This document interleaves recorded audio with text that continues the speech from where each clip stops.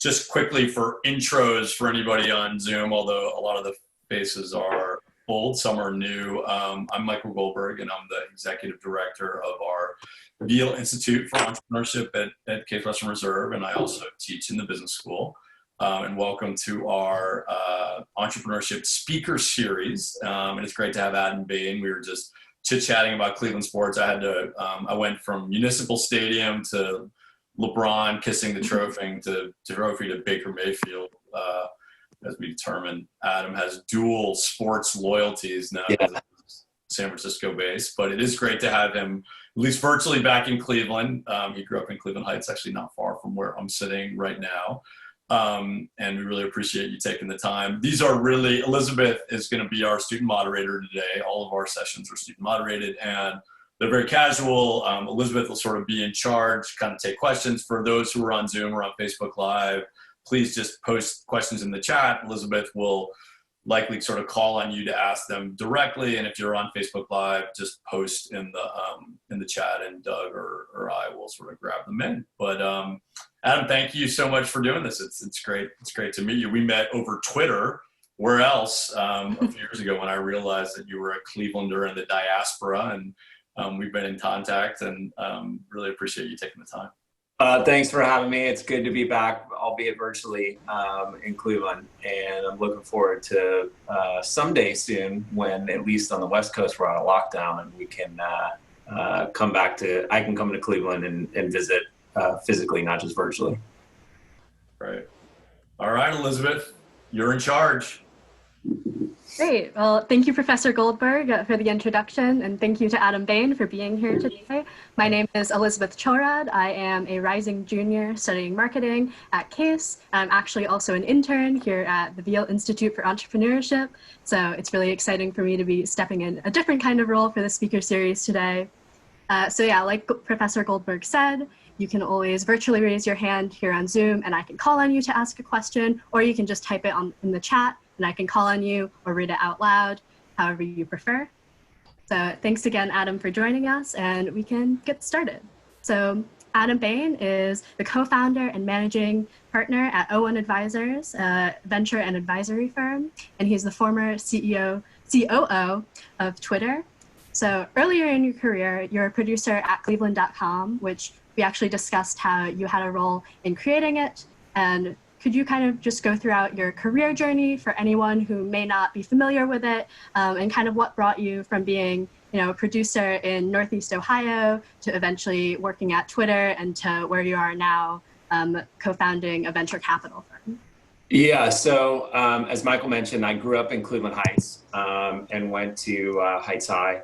After I graduated out of Heights, I stayed in Ohio and went to school at Miami of Ohio. When I came out of Miami, I had a degree in journalism, and also, this is now going to date myself a little bit, but right as the web had gone kind of really visual, and I got really excited about sort of the future of journalism in particular and what it meant for publishing vis-a-vis the web and digital platforms. And so I came back to Cleveland and started working at the Plain Dealer to help build out their digital initiatives. And that meant starting Cleveland.com. Back then it was called Cleveland Live. I was actually just going through my t-shirt drawer, and I do have two Cleveland Live t-shirts from the original logo, which was sort of bring me back down memory lane.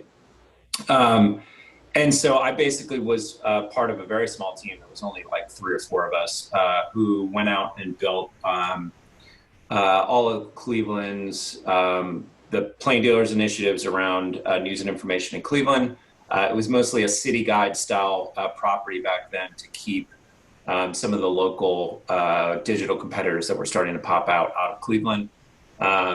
We went out and also did presence back then for the Rock and Roll Hall of Fame. So it was responsible for one of the first webcasts, I think, ever, which we webcast the Rock and Roll Hall of Fame induction ceremony.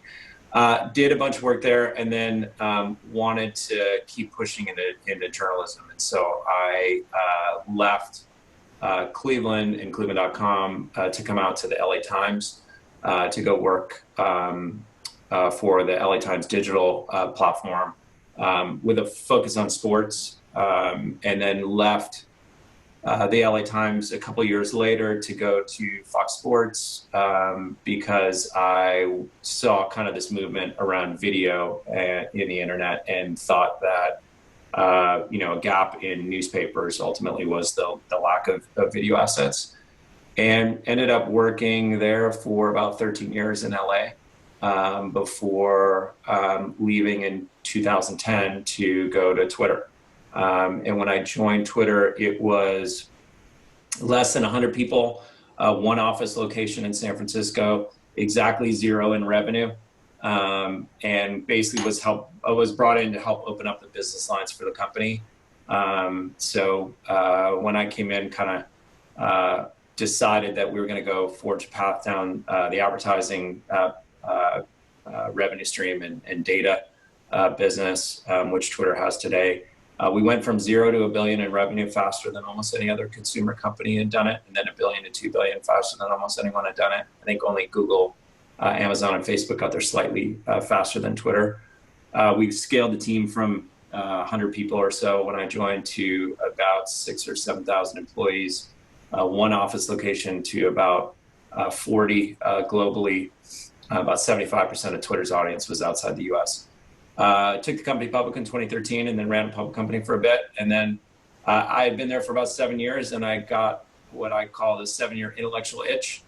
I was sort of getting bored of doing social media and advertising over and over and over again. And so I left to go explore a bunch of different avenues. And the way to do that, I thought, was through investing and advising companies, and ended up forming a investment firm with our old CEO, Dick Costello. So we kind of got the band back together in 2018, and we raised a couple $100 million venture fund based here in San Francisco to invest in technology growth companies. So companies that were growing and scaling and needed some operator, experience around the table. Oh, Elizabeth, I think you're on mute. There you go. There you go. That's always the problem with Zoom, right? Exactly. Yeah. Thanks for giving us that really quick background on yourself.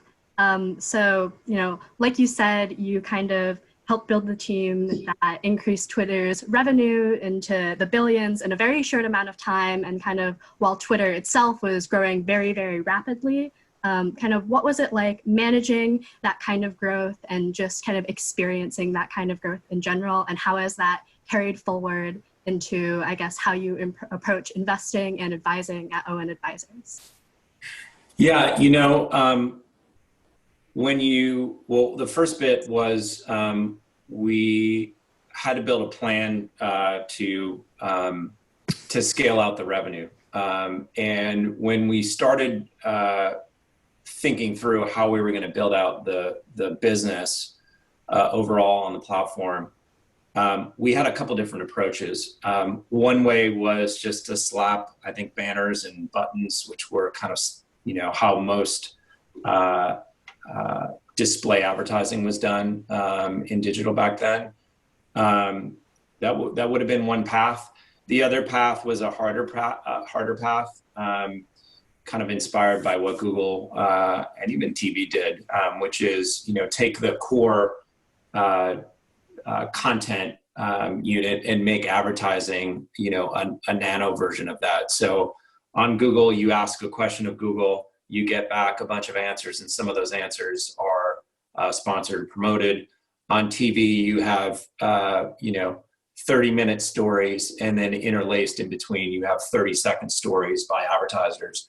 And so we looked at our Twitter platform and said, okay, we've got tweets. The right advertising model should be, promoted tweets interspersed in between the tweets from people that you follow. It was a harder path because that was unheard of back then, especially because the platform back then even was so mobile, where everybody else was on the desktop. And so my first board meeting was the first week that I joined the company. And so they had asked me to come in and present a strategy after the first week.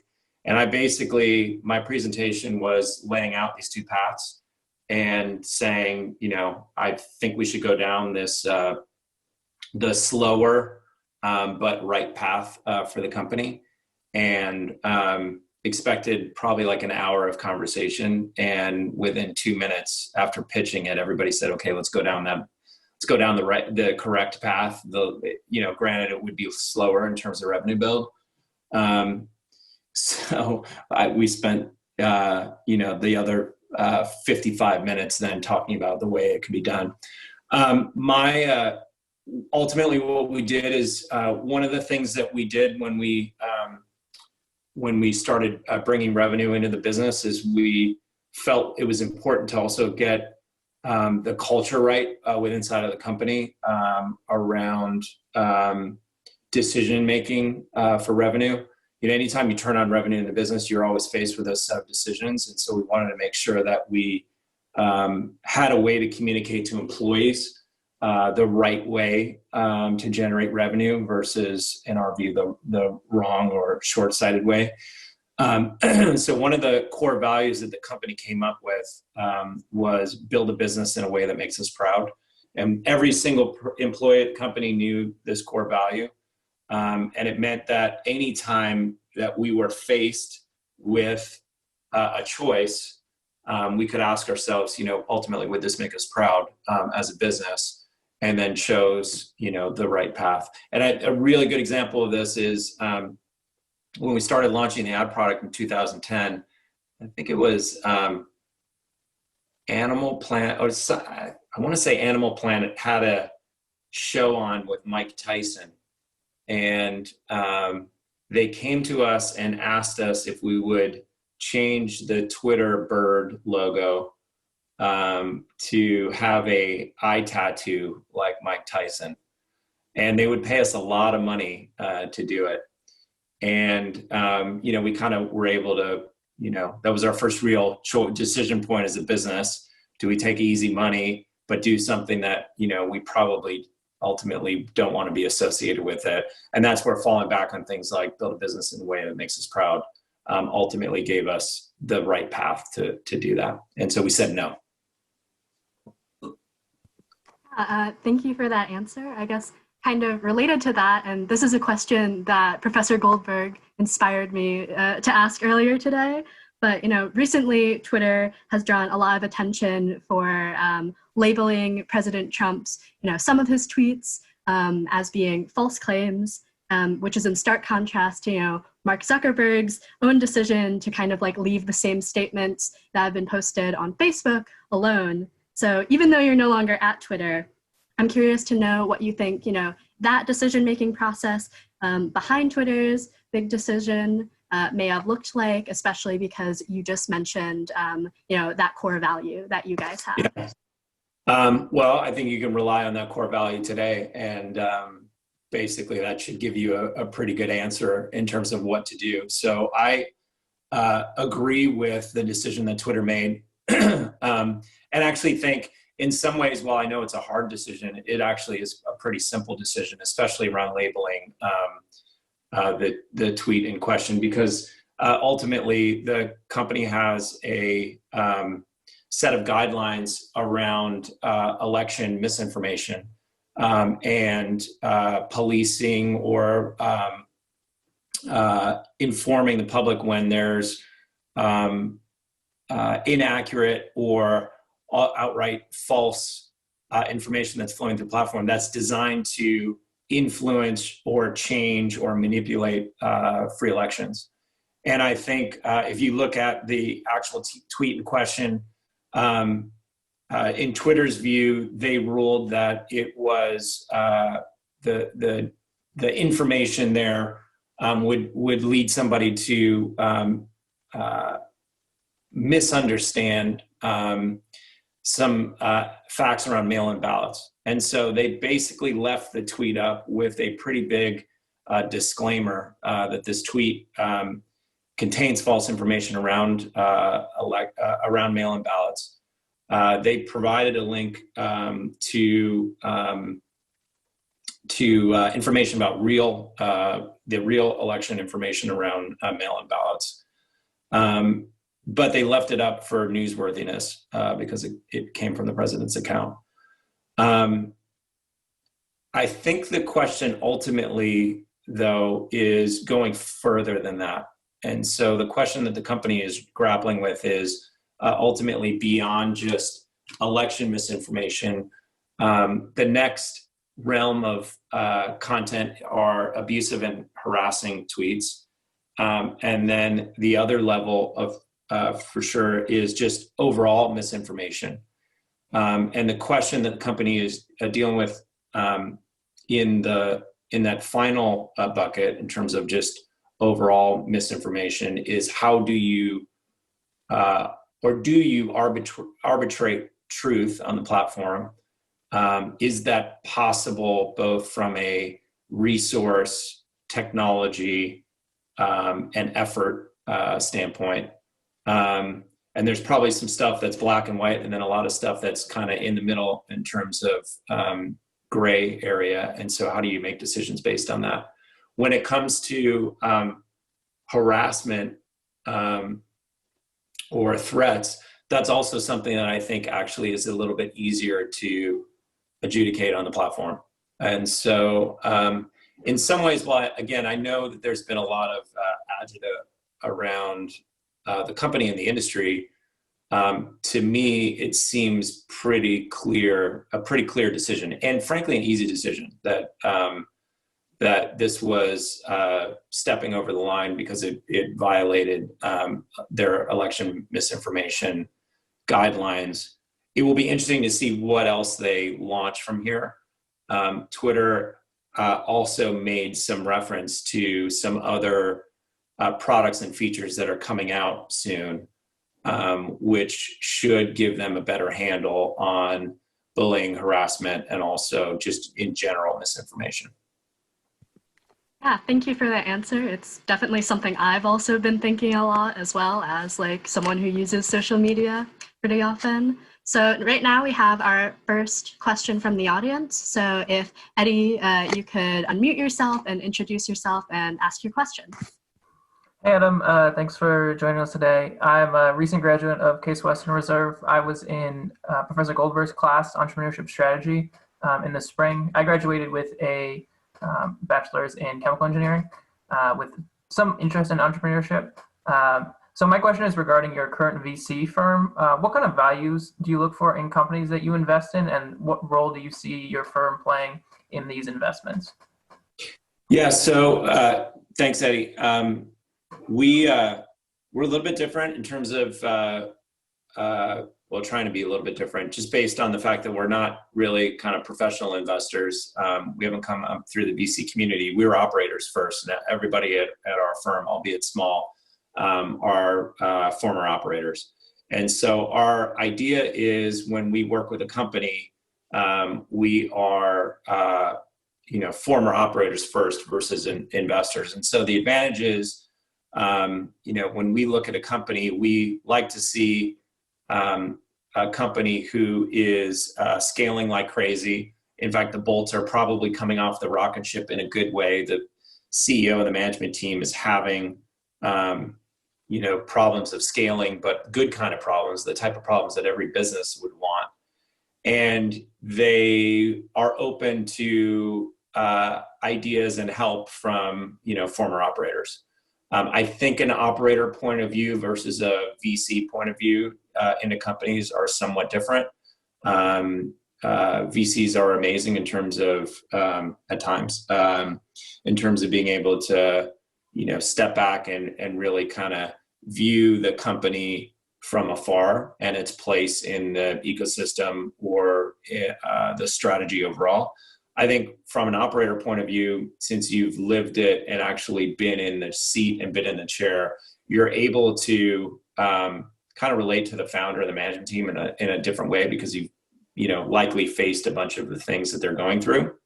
And we'll do things like we'll go sit in a management team meeting or in a all hands meeting and take notes and basically give feedback to the founder and the management team about what we saw,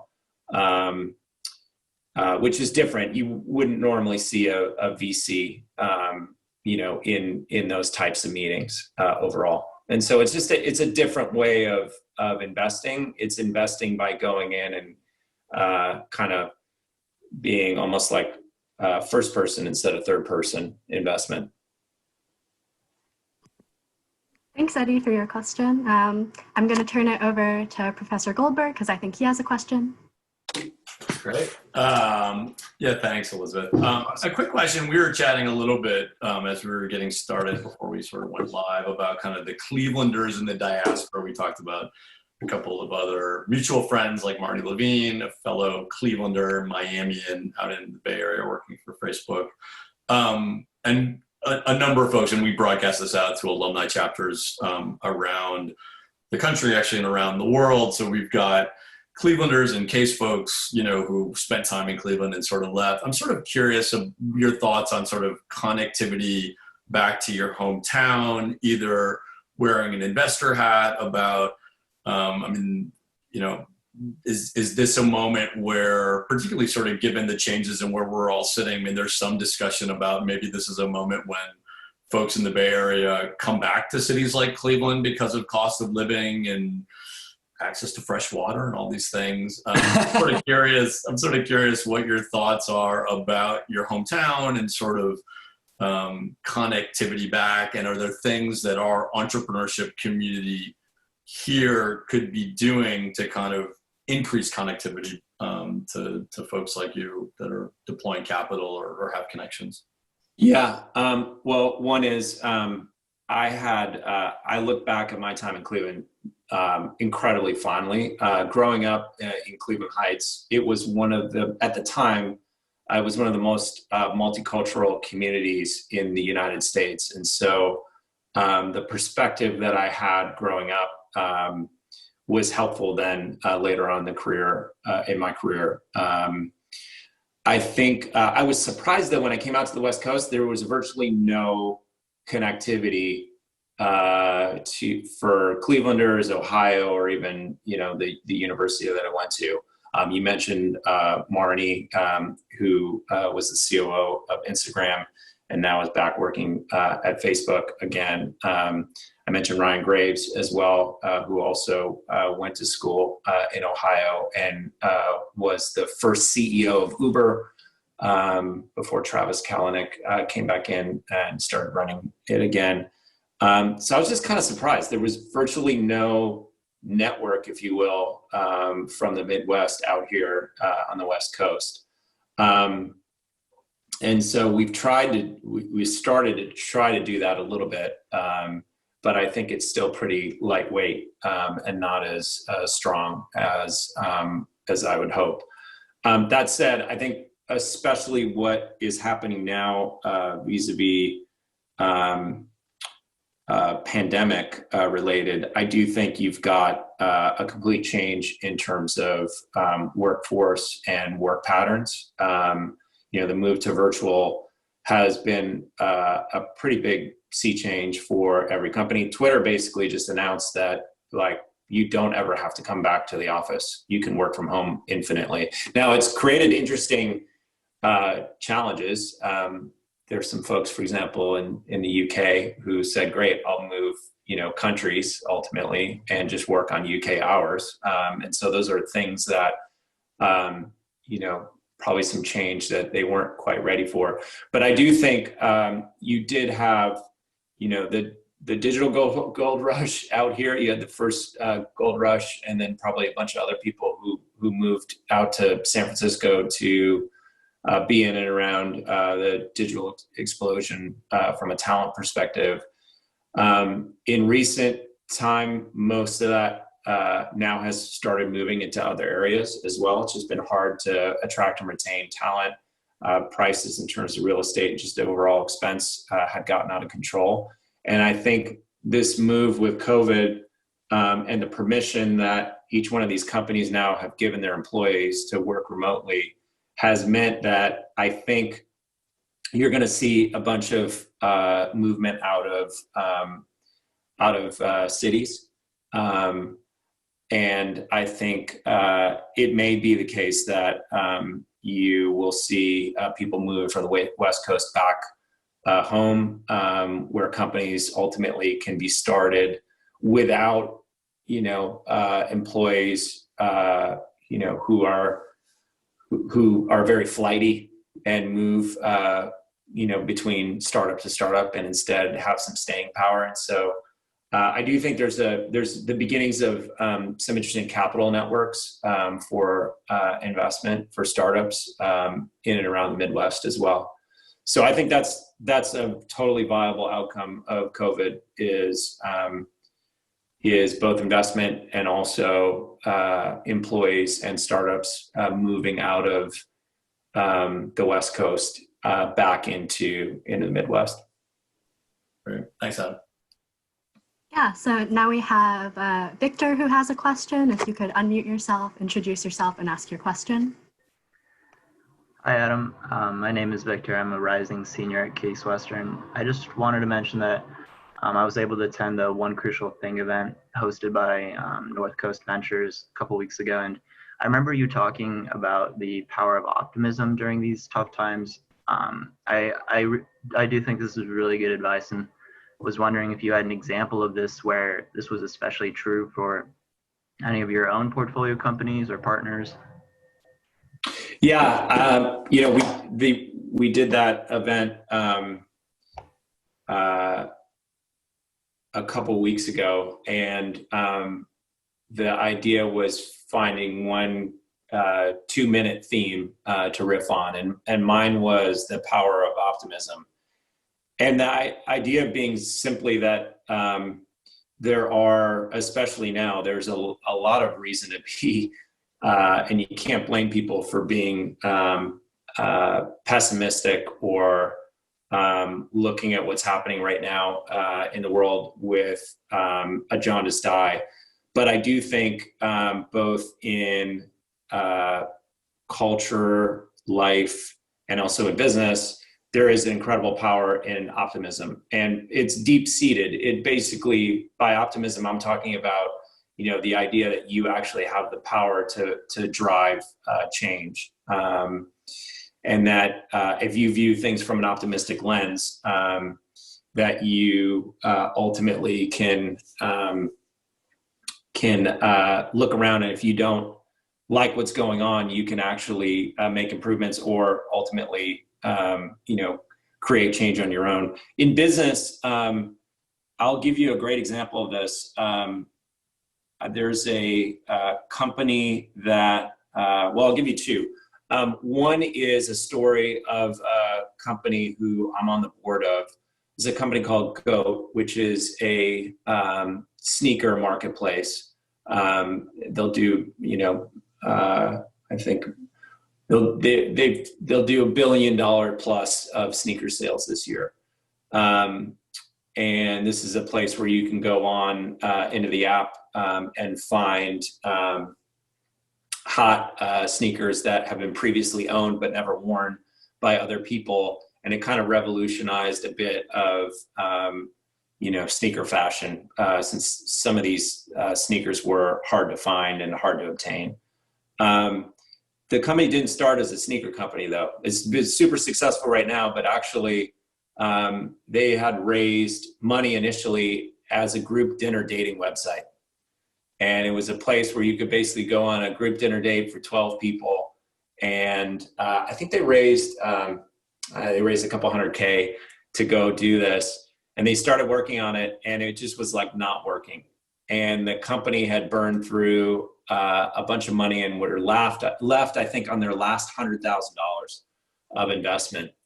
And they went back to the investors and said, look, this group dinner dating website idea was a good idea, but it's just not working. And so we want to return the last $100,000 that we have back to you, the investors. And luckily the investors were like, look, we're in the business of writing checks. We don't know how to take money back in from companies. So take that last $100,000 and go find something interesting to pivot to. And so the two founders, Eddie and Daishin, went home that night, and they were sitting around their kitchen table trying to figure out an idea to pivot to from group dinner dating websites. And Daishin, one of the co-founders, had just ordered some sneakers from eBay. And as they were talking about what business to build, he opened up the box of these $500 pair of sneakers that he had ordered, and he pulled them out of the box and showed them to Eddie, and they realized pretty quickly that they were completely fake. So it was a complete waste of $500, and it wasn't even a good fraud. It was just a terrible fake pair of sneakers. And so with that, they identified the problem that there's fraud in a bunch of these marketplaces. And so how do you actually create a safer vehicle without fraud? And so they pivoted from group dinner dating website to sneakers based on having a bad customer experience on eBay. And pretty instantly from this pivot, the business went asymmetric. They've had incredible success. Twitter also, by the way, started as a podcasting, as an audio service, and not the Twitter that we know today. So I think two examples there on the business side. I'll give you one more, which is a company that I was involved in as an investor that went through a really tough time.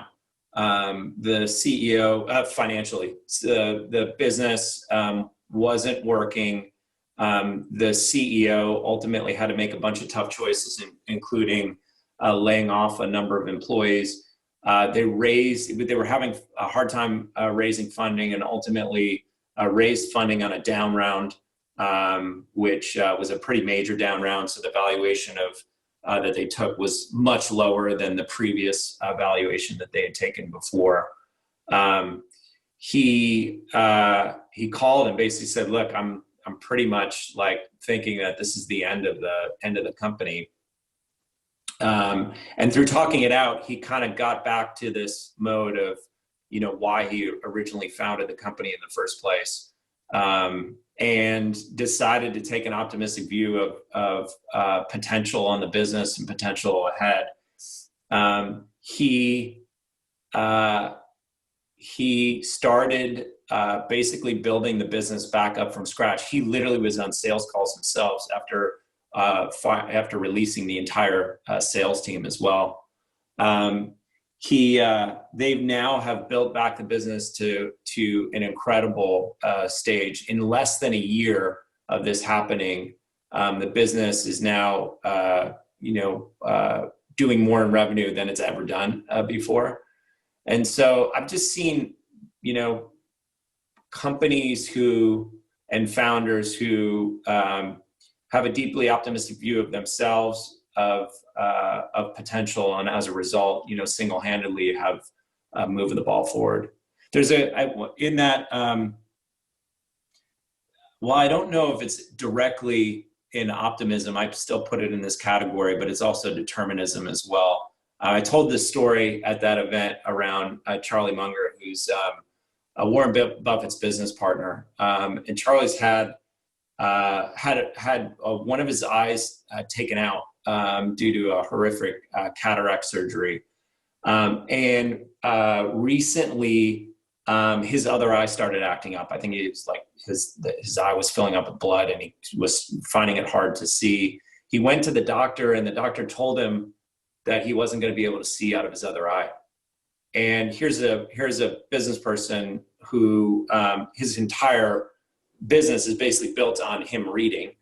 And his number one passion and pastime also is reading. He basically was dealt, incredibly tough news, and then decided, I'm going to both take an optimistic view of the future. And here's somebody who's, in his 80s now, but decided now's the time to learn Braille. And so he started learning Braille. Now, turns out he didn't need it because the condition in his eye ended up clearing up, and he he now can see out of that eye again. But I do think there is a message and a lesson in terms of both optimism and determinism. And I think that works in business, but I think it works in life. And frankly, with everything that's happening right now in society, I think it's more important now than ever. Yeah, thank you for that really detailed answer, and thanks, Victor, for your question. Right now, Tiffany has a question, so if you could unmute yourself and introduce yourself. Hi, my name is Tiffany McNamara, and I work pretty closely with the Veale Institute. I'm at Sears ThinkBox, which is our innovation space here at Case Western Reserve. I'm also married to a Heights grad, so he speaks, we're 2 miles outside of Heights, and it kills him still to this day that we don't live back in the Heights. So maybe someday. So I work along with Michael and Todd and Doug closely with a lot of the students and some that may be on this session now. You talked very humbly about your career, you know, what you have done over the last several years and the successes that you've had. When we talk to our students and upon graduation, even preparing for graduation, we talk to them about, you know, the broader picture. What does it really look like to have your degree, and what does your future look like? Some of the things that we talk about are, you know, how and when to take those risks, how to use the connections, how to lean on your mentors. What would you say was if there were one or two things that was pivotal to getting to the successes that you have seen in your career? Yeah, thanks, Tiffany. I think probably the biggest one ultimately is never passing up an opportunity. I think I mean, in every career move that I've had, it's ultimately because of some relationship that I had set up that I just kept, you know, working. And so like the move, for example, from out of the LA Times to sports was from somebody who tried to hire me into CNN in Atlanta. And at the time it was between going to CNN and going to the LA Times. I flew into Atlanta and spent the day with CNN, and then I flew out to LA to go spend the day with the LA Times. And I said, you know what, I'd rather be in LA. And so I made my career decision there. But I went back to the person at CNN. I said, look, I'm going to take this job in LA, but if you ever find yourself in LA, we should stay in touch. I'm here. And I kept kind of harboring that relationship over the years. He then ended up in LA. Actually, he ended up in New York and needed to hire somebody in LA to run sports. And so I literally was a candidate pool of one, I think, because he didn't know anybody else in LA. My move then from there into Twitter happened because Dick Costello, we actually looked at acquiring Dick's company before he was at Twitter. He founded and ran a company called FeedBurner that I felt like we should acquire. And Google ended up acquiring the business. I stayed in, so we missed out on that opportunity, but I stayed in touch with and in close contact with Dick. And then when he joined Twitter in 2009, he started calling me and saying, you got to come over. So I think chasing down every single opportunity, even if it doesn't seem like it's going to bear fruit, is something that's worked for me, at least in the past. And then I do think, you know, taking risk, a healthy amount of risk, is I think a good thing. I think especially like in every career move that I've had, I felt a little bit in over my head, and I've realized that that's healthy. You know, it challenges you, it helps drive you, moving from in a position to position or company to company. If you feel a little bit like you are moving in a direction where you're learning, like there's this whole pendulum, I think, in careers between learning and doing, and finding a good balance between learning and doing. Too much learning, you're in way too much over your head, you're drowning, but too much doing is boring as well. And so I do feel like pushing yourself even to be uncomfortable is important.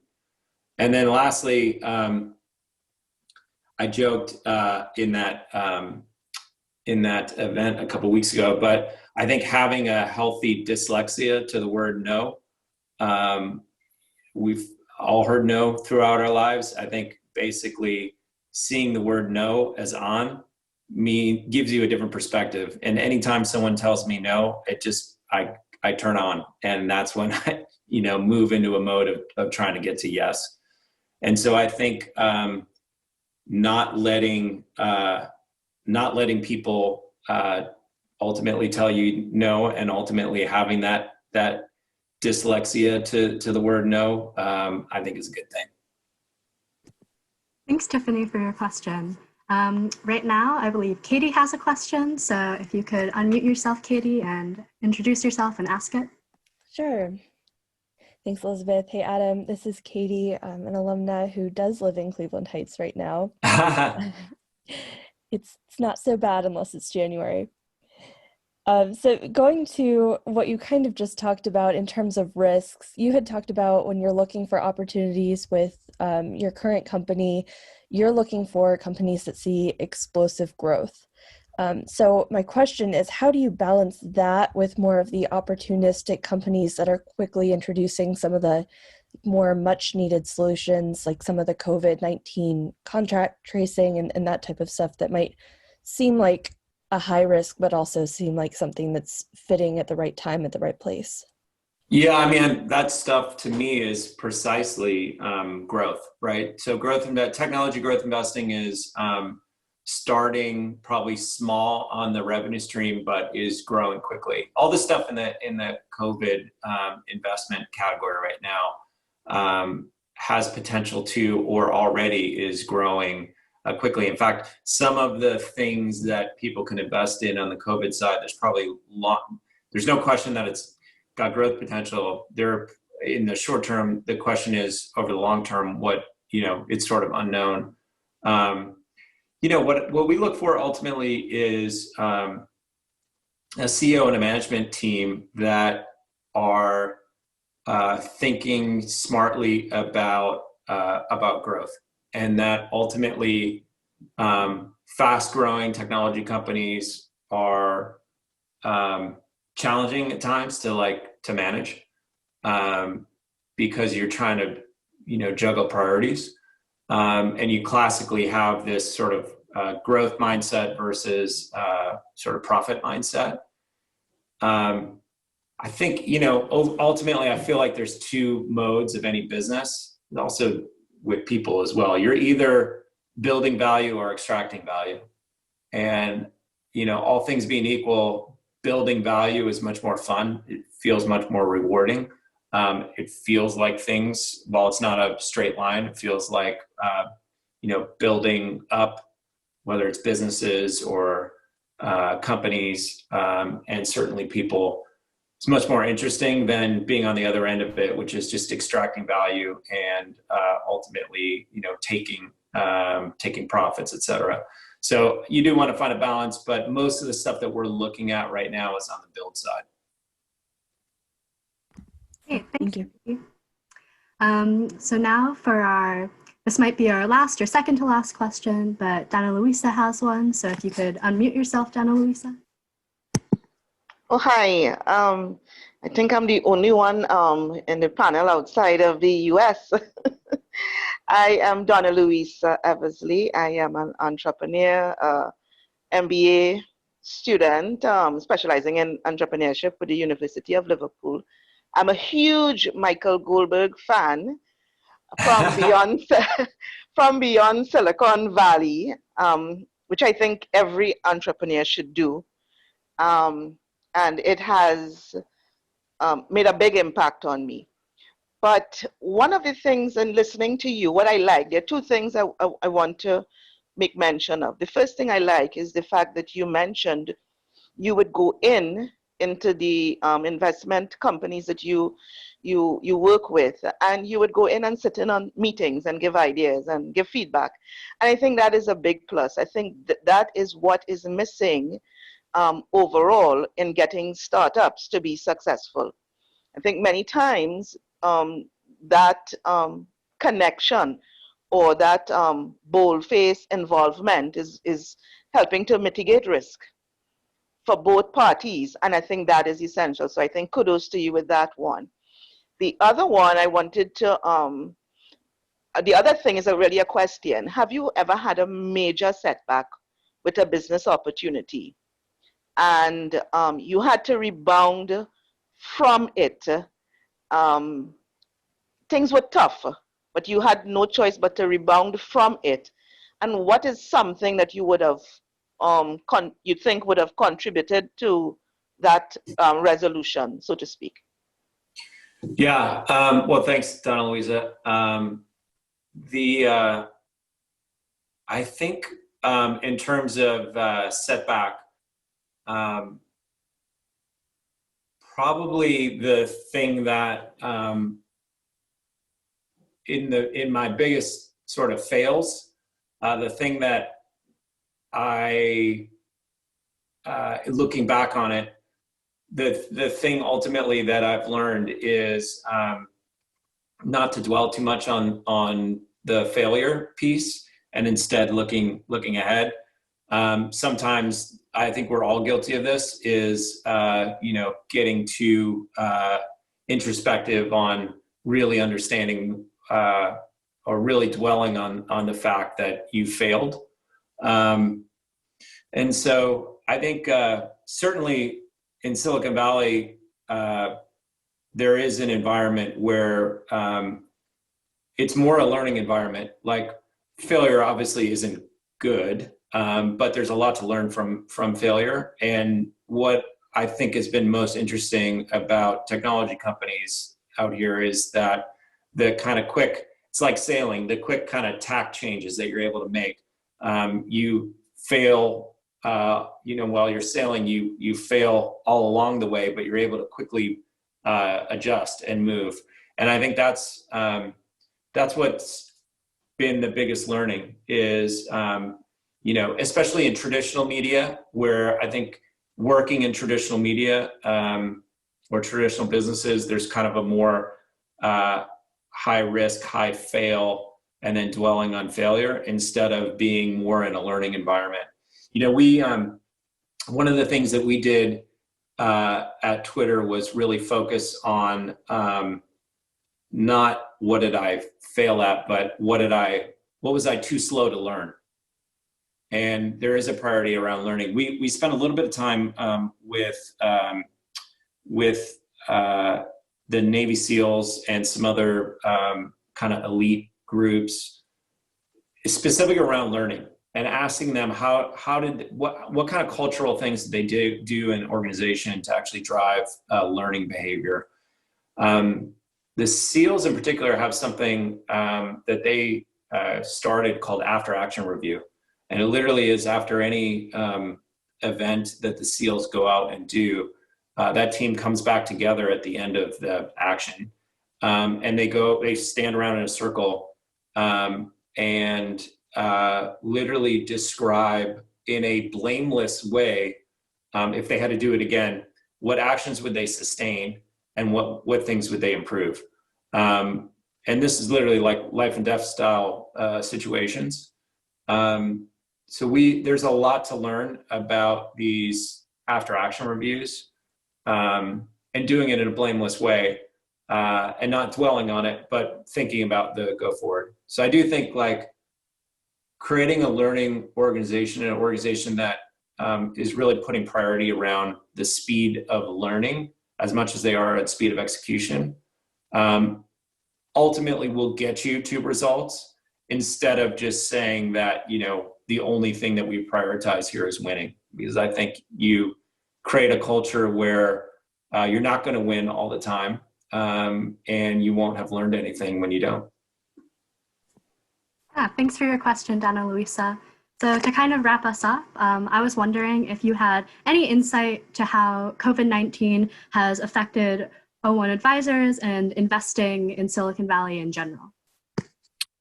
Well, I think for O1 advisors, we had just raised our first official fund back in October. And so when COVID hit, pretty much everybody in the venture community took about 5 or 6 weeks to go through their entire portfolio to understand what this meant for each one of their companies.